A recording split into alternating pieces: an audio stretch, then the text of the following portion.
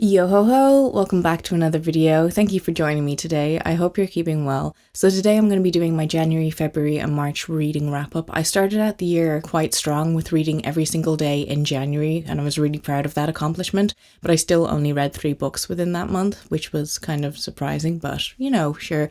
But every month after that I've just been reading more books and more books, so I'm building up a nice momentum now. I feel like I'm truly back in the habit of reading every day, which I'm super proud of. Without further ado, let's get into the books. The first book that I finished in 2023 was My Dark Vanessa by Kate Elizabeth Russell. I have to say that this is probably one of the most insidious books that I've read when it comes to the subject matter. It really bothered me, but despite the fact that it bothered me so much, I still was compelled to find out where the story's going, what's happening, and I just couldn't put it down. This is about a young woman in her early 30s who's forced to recollect a time in her mid-teens where she was away at boarding school and abused by one of the teachers there, which weirdly enough she's still in contact with. Another student has accused him of abuse and gotten in contact with Vanessa as she knew that Vanessa had similar experiences to her. But what's interesting about this is the character study aspect of it, because Vanessa is going back, and even though we can see from her 15-year-old point of view that this is an abusive relationship, that this teacher is purposely testing the waters to see how far he can go with her, and even when their relationship starts up, it seems very juvenile. Basically, the teacher's acting as if he's the same age as Vanessa, and what they do together in the sense of going into a classroom and turning off the lights and kissing, it's something that you would think your first boyfriend and yourself would do when you're of that age, but this is a grown man who is using his power to abuse a young girl and other young girls too. It's really interesting seeing Vanessa in her 30s where she's making those connections, but she still refuses to accept that her relationship wasn't her choice. She had no say in it, even though she felt like she did. She felt like she was in love with him at the time. There was a lot of different themes brought up in this. It's certainly one that makes you think while reading it, and it's one that's probably going to stay with me for a good while. The next book that I read and absolutely adored and gave 5 stars to was Babel by R.F. Kuang. This book was fantastic. It was so much better than I anticipated it would be. It was a lot more academic, which I really appreciated, and I think if you're someone who likes dark academia for the aesthetic, you're probably going to struggle with this. But if you're someone who does, you know, if you're a nerd, basically, especially a nerd when it comes to history or languages, I feel like you're going to have a much easier time reading this and comprehending what's happening in it. This is about a young boy who is renamed as Robin, who's taken from his hometown in China by a mysterious professor who believes that Robin is going to be his protege. And he brings him over to England in order to have him study languages. So Robin studies away at various different languages for a couple of years before he's sent off to Oxford University, where he studies in Babel, which is the centre of England's power. So within the Tower of Babel, you have multiple translation students working away at something that's referred to as silverworking. So this is the magic system within this world. In order to create the magic silverworking, they need a person who is completely fluent in various different languages. They need to know the languages inside and out. And what they do is they find a matching pair of words that are carved into the silver bars. And then that silver bar is able to complete a task that the engraver initially wanted it to do. It could be something as simple as pulling a cart down the street by itself without the need of horses, or being able to extend the lifetime of certain mechanics. So I loved this aspect to the story. I thought it was a really interesting way of seeing the colonialism that Britain had done to the rest of the world and why they were so dependent on keeping their power and purposely sabotaging other colleges with not allowing certain students to travel there or be enrolled so that they were able to maintain their power in Babel. The other aspect that I thought was incredibly interesting was how the characters experienced racism and prejudice from other students at Babel or other people, teachers, lecturers. A lot of the characters in this are pulled from different parts of the world as they are fluent in the languages and Britain needs them, but they're still treated like second-class citizens based on the colour of their skin, based on where they're from. There was a whole heap of discussion centering around that, and I know that's not everyone's cup of tea. I think a lot of people who read this without any knowledge or understanding of these characters' experiences felt like it was very preachy. But as someone who lives in a country that was invaded by Britain and occupied by them for 800 years, this certainly brought up a lot of feelings for me. And I could certainly understand where certain characters were coming from, and it was just so well done. It really is a book that made you think. And I felt while reading it, it was like getting my brain massaged, because it was just so intellectual. It was so smart. And it really blew me away. Like I didn't really have much expectation going into this, because I had just mainly picked it up because I saw so many people being excited about it online. I had no idea about whether I was actually going to enjoy it or not, and it was just such a surprise. It felt like such a breath of fresh air in comparison to some of the stuff that I usually read. I feel like I could just make a whole 20-minute video just doing a deep dive into this book, so I'm not going to blather on much more about it. The next book that I read was Gome Madre by Raquel Araki. This is it's a novel, but it's basically 2 short stories that are interconnected. One is set in the early 1900s and the latter is set in a more present time period. And the first story follows Dr. Quintana as he is tasked with a very difficult experiment. Him and his team have to find out whether there is any sort of life after death. And the way they go about it is incredibly disturbing. What they end up doing in order to complete this experiment is that they decide to lie to a whole heap of patients. They give them false hope. They say that if they participate in this study, they're going to get better. This is experimental, and there's a good chance that they're going to survive their illnesses, and that is simply not the case. And that's why the ethics and the doctor's oaths just go out the window with this one. I couldn't believe how primitive the actual act of the study itself was.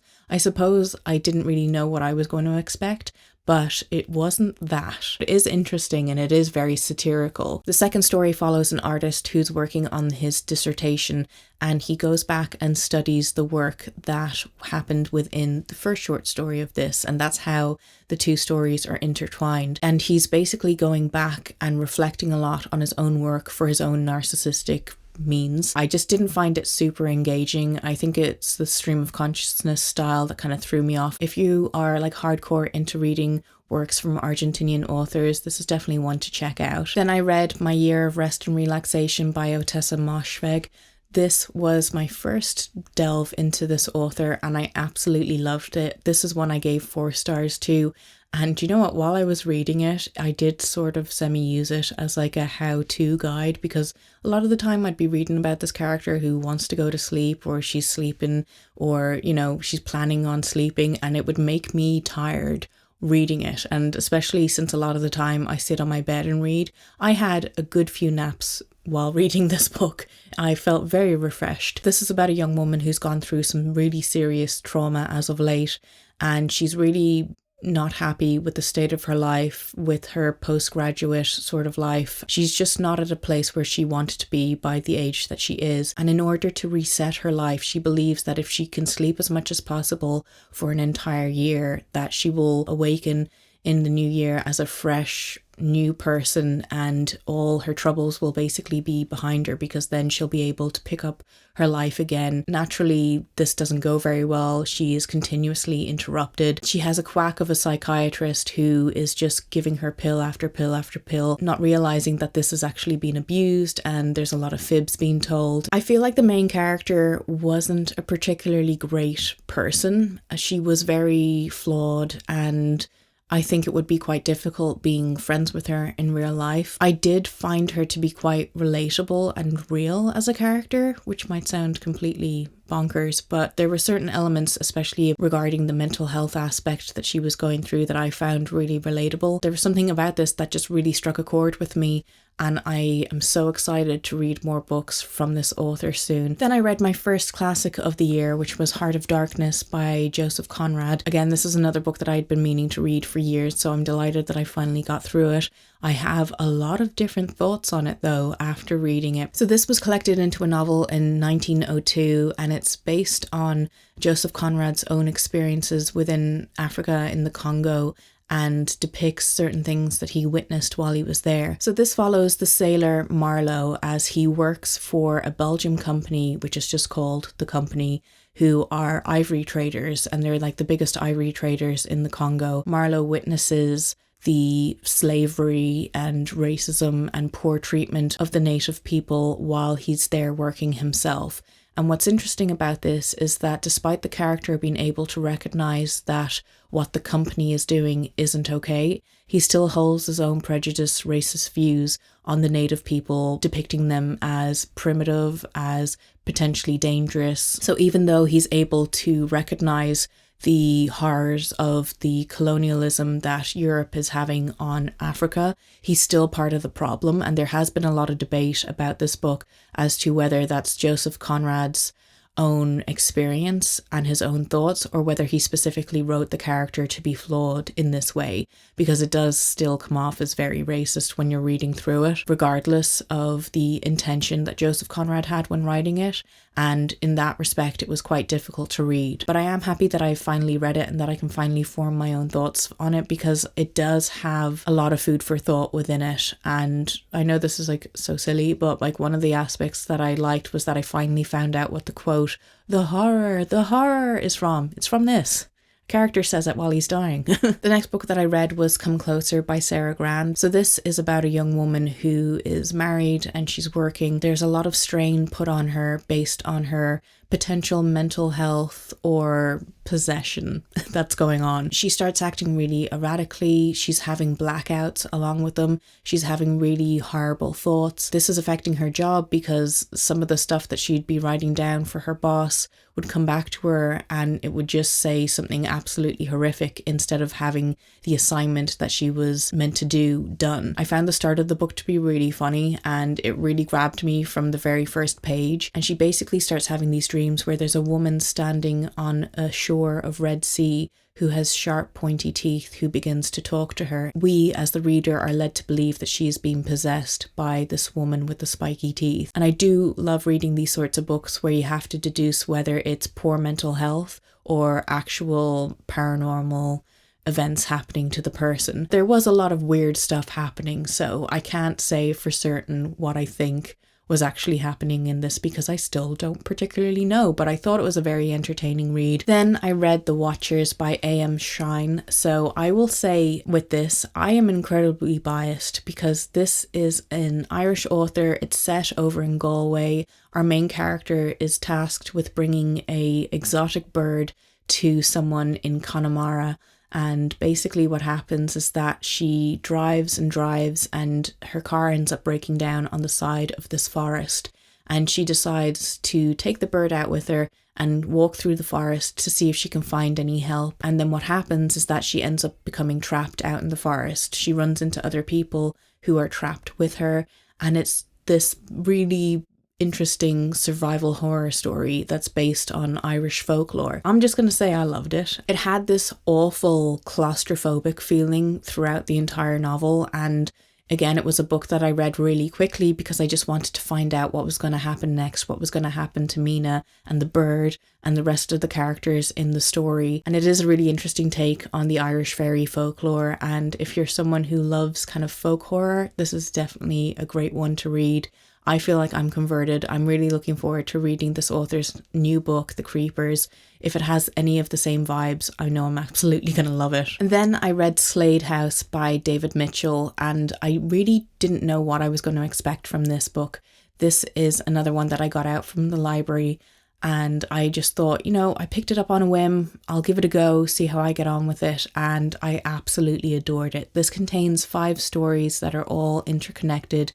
They're based on different time periods, but the overall result is the same. It's about a few different characters who, for whatever reason, are all drawn to Slade House, which is this mysterious house that appears down the side of an alleyway but for some reason it's not always there. The door into the garden isn't always there, and there's something really weird and mystical going on. While reading the first story, which is about a mother and child who are asked to visit Slade House, I really didn't understand what was going on until it hit me. And basically it's a ghost story, and it's probably now, I have to say, probably my favorite ghost story that I've ever read. I really like dark, insidious motives that ghosts or anything kind of paranormal may have, and I love the trope of a house that people are drawn to for whatever reason, and basically a house kind of interfering with a person's mental state and all that sort of thing. So this was really my cup of tea book, and I found it really comforting while reading it too. I don't know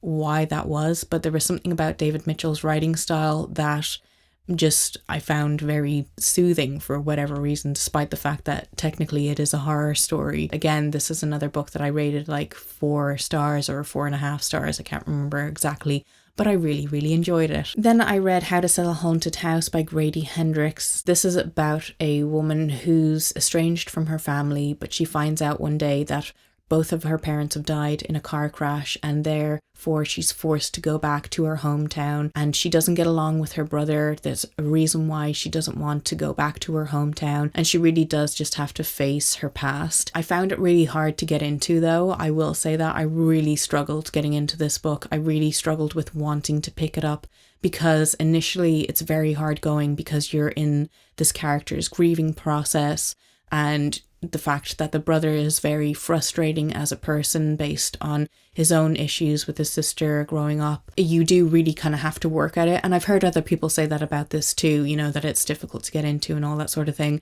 But it is definitely worth a read if you're into sort of paranormal stuff relating to dolls and puppets and things, because I found it very creepy. There was one particular scene that had me almost passing away. I was just like, I'm done with this book for a while. Yeah, that was horrifying. So yeah, a very effective horror story. The next book that I read was Mother Thing by Ainsley Hogarth. This is another book that I picked up from the library. I just happened to see it there, and I decided, since I'd seen it do the rounds on BookTube and Instagram so much last year, I might as well check it out. This is more of a literary fiction story, and again we delve into the trope of woman unhinged. But this is about a young woman who's married and her husband's mother ends up passing away. This is after a period of time where they've been forced to move back in with the mother, and she is mostly being the caregiver for her. Basically, the mother-in-law is an absolute wagon of a woman. She's really unappreciative of any of her daughter-in-law's work. She's basically just super condescending and constantly putting both of them down. Just an absolutely miserable L1 who seems like she can't wait to die. And then when she actually does, her son begins to take on the depressive mood that she had. The daughter-in-law is forced to not only be like the head of household, but she's trying to find out what is actually happening within this house. And we watch her sort of downfall into madness as she's trying to be there for her husband while also trying to be there for herself. It's a really interesting story. I found it very funny. It is definitely a satirical work. It was a really enjoyable read, and it got so bonkers with the storyline that I was like, I genuinely don't know what's going to happen next. And I found the ending super shocking, but also just very amusing. Then I picked up Convenience Store Woman by Seika Murta, and this was not what I expected it to be. I know a lot of people love this novel and have praised it, but I found it super depressing.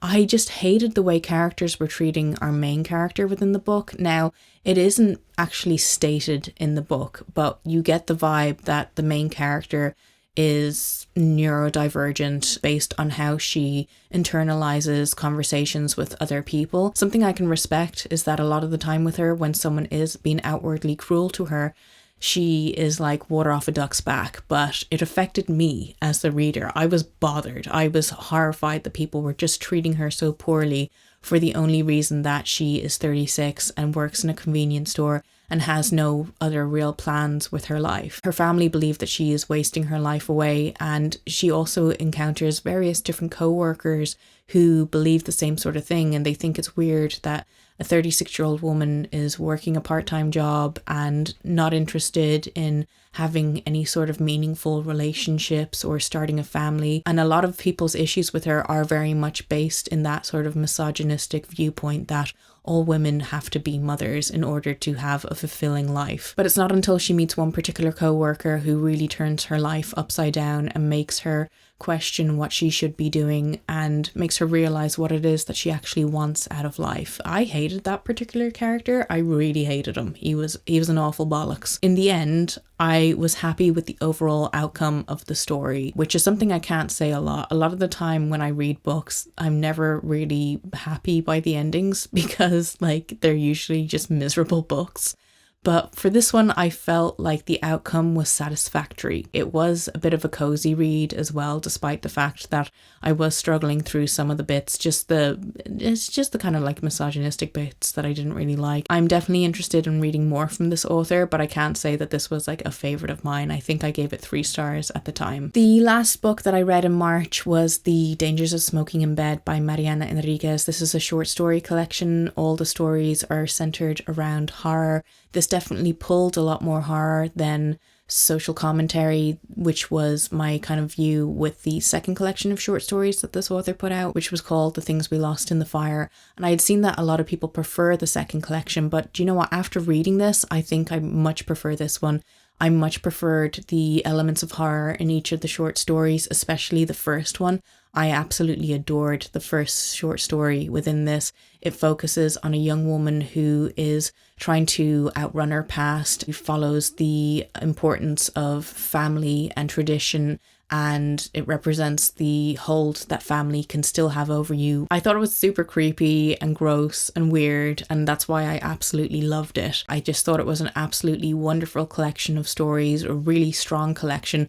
I can't say that there was any particular story in this that I felt was really weak or that shouldn't have been in there. They all felt like they had a purpose and stuff, and I just thought this was an excellent way to end out March. So those are all the books that I read in January, February and March. Let me know if you've read any of these books and what your thoughts are on them, or if you read anything that was particularly spectacular over that time period, because I love hearing your recommendations. As always, if you want to keep up with me outside of YouTube, you can always follow me on my Instagram or my newly made TikTok. So let me know your thoughts below, and I hope you enjoyed this video, and I will talk to you soon. Goodbye.